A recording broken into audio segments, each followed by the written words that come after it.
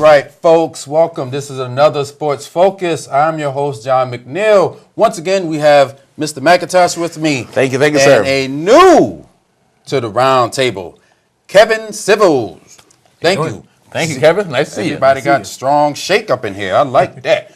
First off, let me reach down and talk about right here. The East Hartford Hornets youth football team, people. All the teams are in the playoff. The A, B, C, and the little ones have a game this Saturday, November 2nd at 6 o'clock at Glastonbury High School. So be there. Both teams went undefeated, East Hartford, Glastonbury. And Sunday is the playoffs at Martin Park. Yes! Be there. First game is at 9 o'clock. Be there or be square. Really? All right. Yes, really. My Hornets is in the house to be. Now, welcome. Still a color. Kevin. I know it's still a color, but hey, whatever. Welcome, Kevin. Now, first off, I want to get your thoughts on this story that came out. The NBA general manager, anonymously, they ain't say his name, he admitted to tanking a season. First of all, have you ever heard of such a thing? Well, they always talk about teams who want to tank to get those draft picks to help build their teams faster. And the only teams I could think of that would do that would have been Philadelphia and the Nets to get out of Jersey into Brooklyn. Oh, Mr. McIntosh. They already talk about draft picks, how the people want to select it, like Patrick Ewing. They went to the Knicks. They already talked about that. So that's another controversy. Different thing, but same conclusion. I think it's kind of crazy. You purposely tanking a season. You know, you never know what could happen. But, well, enough of that. I found kind of weird, which I do find very weird. The Dallas Cowboys, this whole show is going to be on the Cowboys-Lions game. First off, let's talk about let me just throw this out there, then we're going to dive into the whole Dez thing. Now, it was a great game, first off. Yes. Now, Megatron, Calvin Johnson, had an amazing game, 329 yards, 14 catches. He definitely beasted the whole game. Now, for my squad, the only bright side that I have is that the defense did get 4 turnovers. Yeah. Only 10 points off those turnovers. Yeah, only 10 points, but the defense did get 4 turnovers. Other than that, the bad side, You lost. we lost the game, and the defense gave up a team record 623 yards of offense. So, Second bright spot, Tony Romo, no turnovers. Tony Romo, that's right. Tony Romo, no turnovers. Okay. That a good game? Yeah. No, you Up got and down, listen, you gotta give him credit. Romo didn't blow the game, which he's known to do. But sometimes Romo don't blow the game. Sometimes it's your defense that caused Romo to blow the game. The Olay factor is in Dallas. I know they right next to Mexico. Olay. That defense is just letting them in. Now, before I get into Dez, Mr. McIntosh, any thoughts on your Philadelphia Eagles? Well, 10 in a row at home. Loss. They suck. Well, the defense playing well. Defense is stepping up. Defense playing well. But what is going on with your Eagles? We don't have the right quarterback. Right quarterback. Vic is constantly injured. 2, we ain't got good receivers. You got Deshaun Jackson. We just got 1. And Mr. N-Man, Riley Cooper. Oh, shut up about him. Shut up about Riley Cooper. He ain't doing nothing. Come on now. He's not doing anything. You got Riley Cooper, ain't doing nothing. Brett Selleck, he's sometimes catching the ball, sometimes don't. LaShawn McCoy, he's catching the ball out the backfield, but he getting double coverage on him. But you know, Chip Kelly did say it would take 2 quarterbacks to run that offense. So your second string should be playing up to speed. So He should, but Foles, right? So Foles had a concussion. They took him out. He was out, and then they had Matt Barkley was We know why he was like that at USC. Okay, we saw it, so we ain't got nothing to say. Oh, but here the bright spot about my Eagles. We traded our nose tackle to the Patriots. Plus a 6th-round pick for a 5th-round pick. Hey. So you're taking the season too. Is that what the Eagles are doing? No, they ain't taking the season. No, they try and get some draft picks. Trying to get some draft picks. Yeah. So, but what about this season? Remember? Let's wrap this up now. When the season started, Chip Kelly and them was saying, we only did like a 40, 50, 60% of the offense. Well, guess what? And he said the game was going too slow still. Too slow. Well, guess what?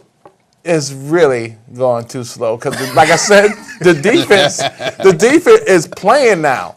Because look against the Giants last week, only thing they got was field goal. Yeah, you're right. They only got field goals. If you can hold the team just to field goals, you should be able to beat them. And they got a touchdown. The defense got a touchdown. So the defense is there. Defense is it's the offense. It's offense. Offensive line, they say it's getting kind of wavery and stuff. It's shaking, not protecting. They say the 5th worst in the league. So I'm like, so I thought it was supposed to be the brighter side. I guess we got to get young on the offensive side. Well, so they started off on BP Mobile, and now they ended up on Chico. Yeah, they're on Chico now. All right. No, not Chico. What's that gas station in Hartford? The one? Pride. Pride. Oh, Pride. Man. Yeah, Pride. Whatever. Yeah, Pride. All right, now let's move it on. Let's get to this game. Yeah, let's go. As you see, I am repping Dez right here. The Black 88. Bam.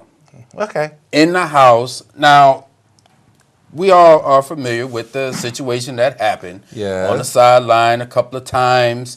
Dez was yelling at first Romo and then the wide receivers coach. And then the second time it was Jason Witten, and I don't know, he wasn't yelling at DeMarcus Ware. DeMarcus Ware was just trying to break him up. Now, first off, do you think he was wrong? No. For the blow up? No. I think the biggest thing is him going to individuals with the screaming instead of the group. Call your offense together and fire up the offense. Don't just go straight to, because your quarterback is an extension of what your coach wants to do. Okay. And if your quarterback is being told this is what you're doing and this is where your options are, and you're so busy saying that I can do what he can do, and you're being played over the top, so knowing Romo's luck, he can't keep throwing it out there because sooner or later there will be a pick. Okay. So they played safe. Okay. Sometimes safe doesn't work, but he should have did it as a group, not just individual. So that's okay, up. Wait. Go ahead, Mr. McIntosh. I got that, but I haven't watched Peyton Manning and Tom Brady blow up individuals. Well, we're going to get into that in a hot second now. So, just hold on now, and just hold on. We're going to get into that. We're going to get into that. Now, as you know, Dez comes from a great line of 88s. Yes. All of them, Drew Pearson, Michael Irvin, and now Dez, they all have that passion. How come this Cowboy team, Kevin, there's nobody else on that team like Dez? Do you think it's going to hamper when you have one lion and the rest sheep on the team? The worst thing I hate is it wasn't the coach who grabbed Dez and pulled him to the side and calmed him down. It was DeMarcus Ware. But DeMarcus Ware should have been. Excuse.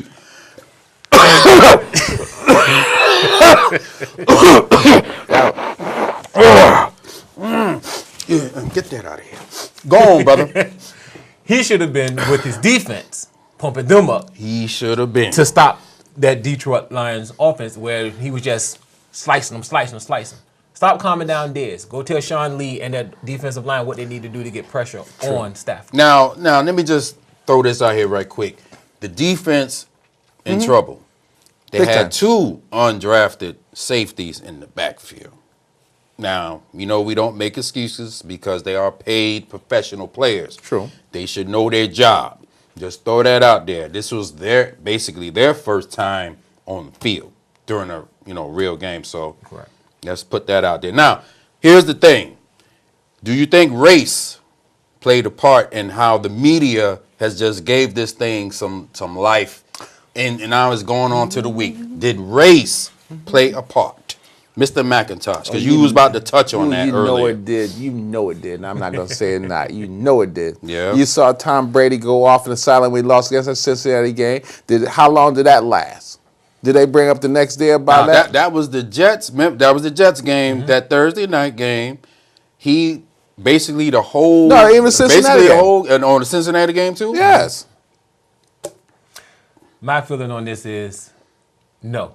I think it's more of his background with anger management that plays a bigger role. Because I see it like this. And also on the flip side, Michael Irvin, as great as he was, you never saw him walk up on Troy Aikman and try to berate him.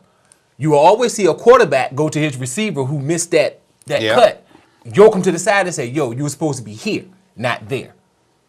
You'll see that from the quarterback. Okay. That's leadership. But you've never, ever seen, matter of fact, Keyshawn Johnson, you saw how fast Bill Parcells got him out of New York when he wrote the book, Just Throw Me the Damn Ball. Parcells say, sure, someone else is going to throw it to you. And he sent him, I think it was to Tampa. Yes, it did. Yeah. And he ended up getting the Super Bowl out of that one. Right. So, hey. So it's like, I see the point of people playing the race card, but you never see a wide receiver go after his quarterback, after his receivers coach, after the star tight end who usually saves your team's butt. Now, going on that now, Dez, as I don't know if you guys heard, there's a video out there for anyone that wants to check it out, or the audio on NFL.com or DallasCowboy.com, on what was pretty much actually going on. He was basically, saying that a play that they were good at, and we're the best in the NFL at it, and we should be doing that. Nothing like give me the ball and this and that. Now, that's why I say, is race have anything to do with it? Because wait a minute, everyone now they saw the video, heard the audio, all that, and it's still like, okay, what did he say in the second one? Because the second blow up. That's why I really believe, and I understand your point on that, maybe his background and all that. I think race does have a point, because when you get an angry black man, he's doing demonstrative, they're like, oh, what is he doing? But Tom Brady was, to me, I remember the Jets game was worse. Yes, he was. He was on remember, this Dez thing happened in the fourth quarter, under 5 minutes to go. That Jets thing, that happened basically the whole game. Yeah. So even that But they didn't attack him like, he was the enemy. But then again, the major commentators who was talking about this game, especially on the NFL Network, you all heard them say they love it because that was something that the Cowboys have been lacking on the sideline for years. But they lack the passion, someone with the fire, someone to get inside someone's face and say, hey, this is what we need to do. It's the little media outlets who's playing this to get the ratings. Because NFL Network, and you know how Deion Sanders is. He's rough on the Cowboys. Deion Sanders, Michael Irvin, all said the same thing.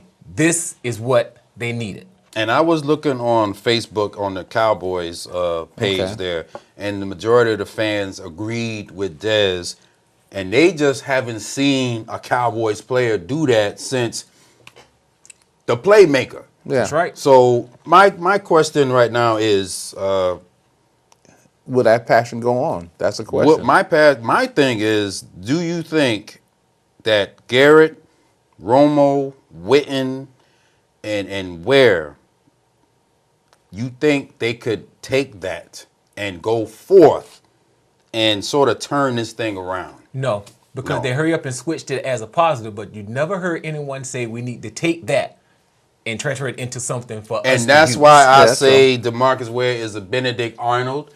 I'm pretty much done with DeMarcus Ware, because he came out and saying like, okay, Dez, didn't say anything. He just said, oh, you was wrong to do that with 12 seconds to go in the game.